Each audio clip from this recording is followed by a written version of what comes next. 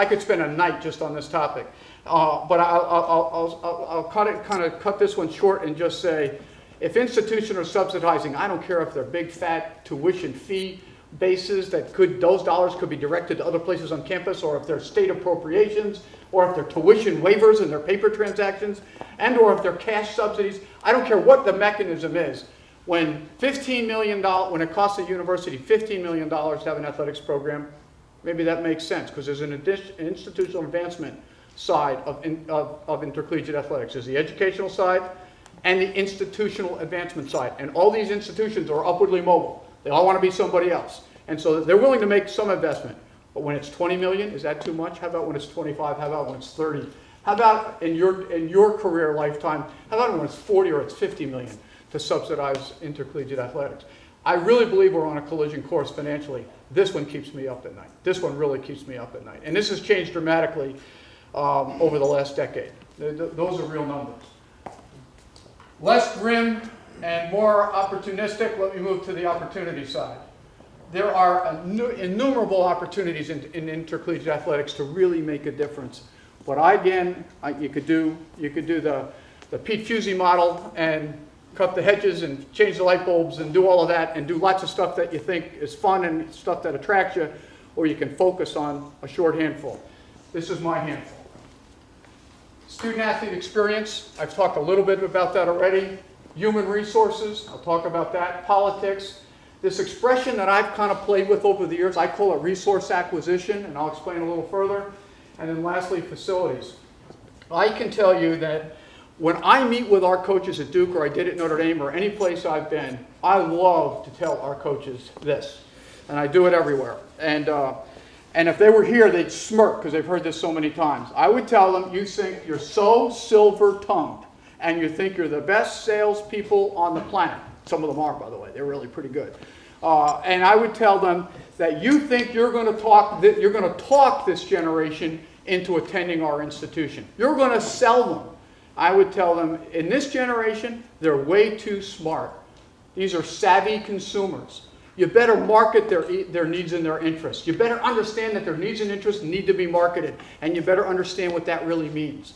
Because the young people that you might be able to talk them into an official visit, but the young people that are here today, they're going to close the deal.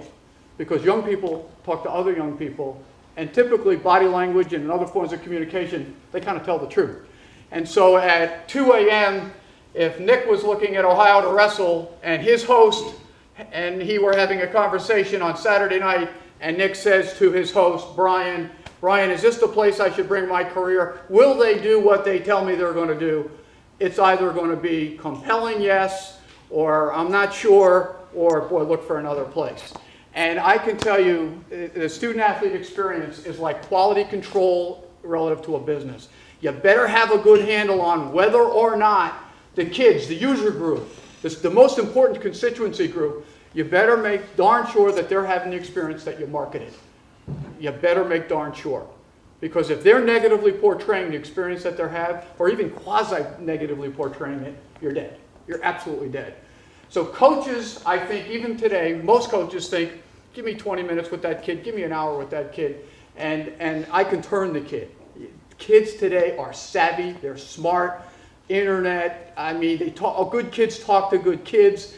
You know, we have all forms of combines in different sports. They get to know other good kids. They develop relationships with other kids in different parts of the country through the recruiting process.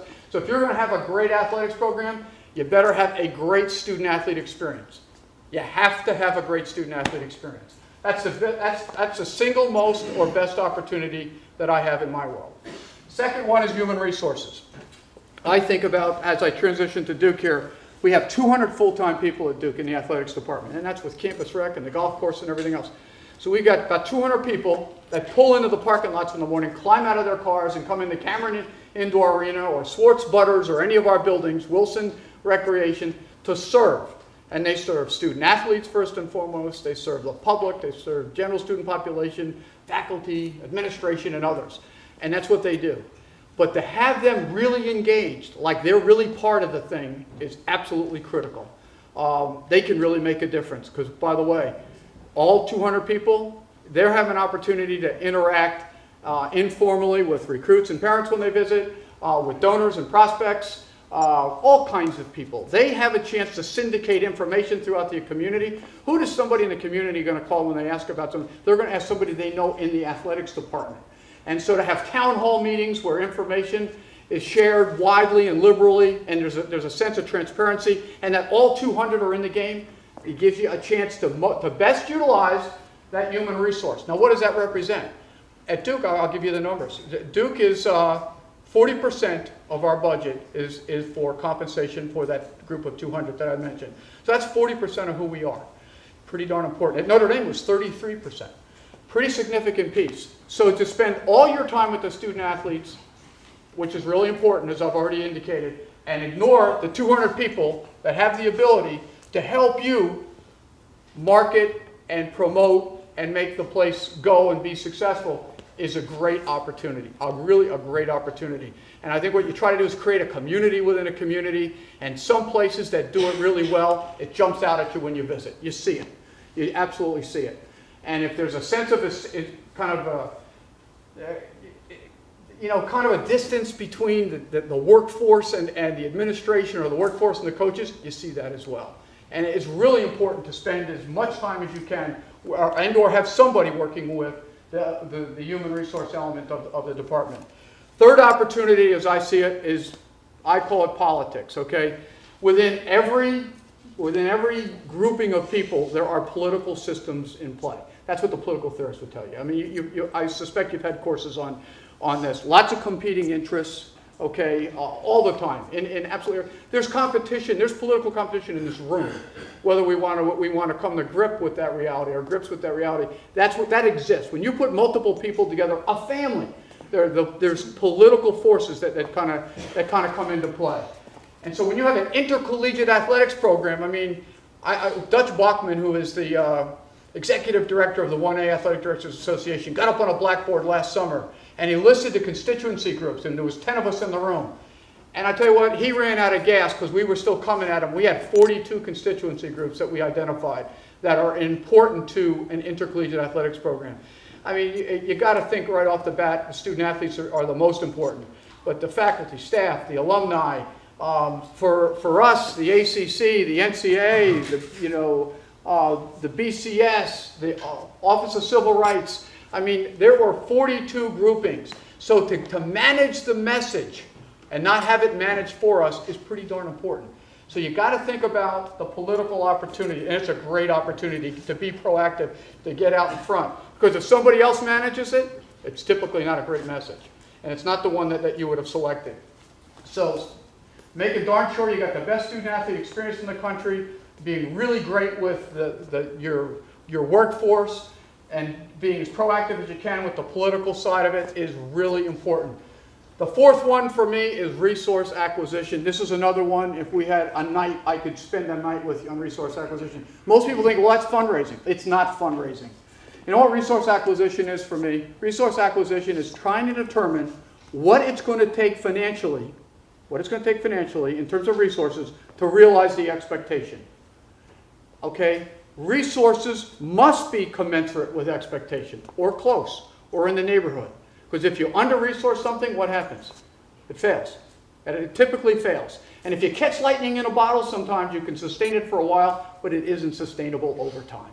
It just isn't sustainable over time.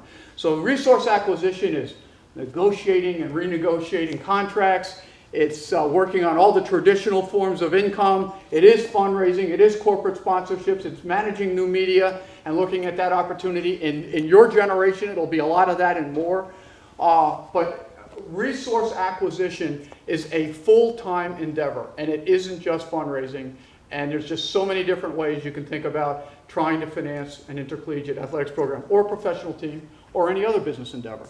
But you've got to look at it from every angle, and you've got to take advantage of every opportunity. Because as I said to you already, if you undercapitalize it, it'll fail. Most oftentimes it does. Or it's just a matter of time before it does fail. So you've got to figure out what's the resource investment needed to realize a certain grouping of expectations.